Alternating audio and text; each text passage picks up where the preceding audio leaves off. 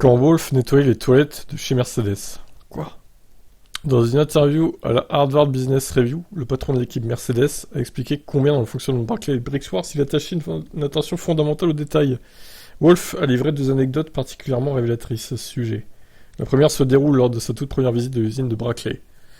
Usine châssis donc au Royaume-Uni. Lorsque Wolff a vu les magazines qui étaient disposés dans la salle d'accueil à l'entrée de l'usine, quelque chose l'a fait tilter. Sur la table, on trouvait un exemplaire du Daily Mail froissé, datant de la semaine précédente, et de 2 vieilles tasses à café en papier. Toto Wolff s'est ensuite entretenu avec quelqu'un qui n'est pas nommé, mais qui pourrait bien être Rose Brown ou Norbert Haug, qui le remplacera comme directeur exécutif de l'équipe. Je suis monté au bureau pour le rencontrer, et à la fin de notre conversation, je lui ai dit « J'ai hâte de travailler avec toi, mais il y a juste une chose, à la réception, on ne voit pas la mention ou le terme F1.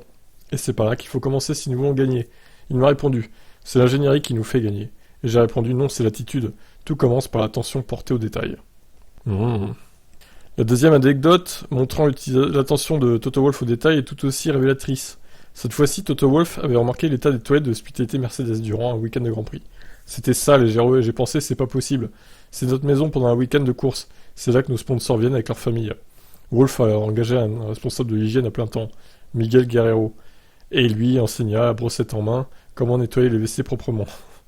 Je lui ai montré physiquement comment je voulais qu'il nettoie les toilettes, comment remettre la brosse en place, comment essuyer le sol, comment mettre les bouteilles de savon avec l'avant vers l'avant, comment désinfecter les poignées, etc. Je lui ai expliqué ce que je voulais qu'il fasse pendant la semaine, et que le dimanche, quand il y a beaucoup de monde, je veux qu'il soit juste à côté de la salle de bain, et s'assure qu'elle soit impeccable après chaque client. Ah bah super, hein. Putain. Le mec il passe sa journée dans les chiottes quoi, à surveiller que c'est propre. Ah génial hein. Quand je suis rentré dans le garage il y a 10 ans, c'était en désordre. Maintenant, nous nettoyons le sol à chaque fois que la voiture y est entrée. Vous ne verrez aucune trace de pneu, aucun outil déplacé. Tout est impeccable et organisé. Je pense que ça affecte également la façon dont on s'occupe des voitures. On est méticuleux. Cette attention aux détails peut paraître comme maniaque, mais en réalité, Toto Wolff entend tout mettre de son côté pour éviter l'humiliation de perdre, pour reprendre ses propres termes.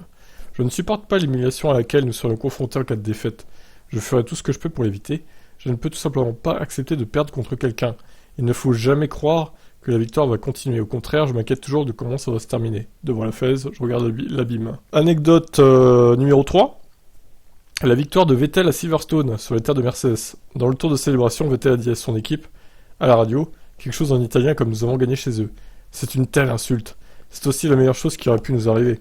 Nous avons passé cette séquence en boucle dans notre usine, et à la fin de la saison, nous étions nouveaux champions. Pour moi...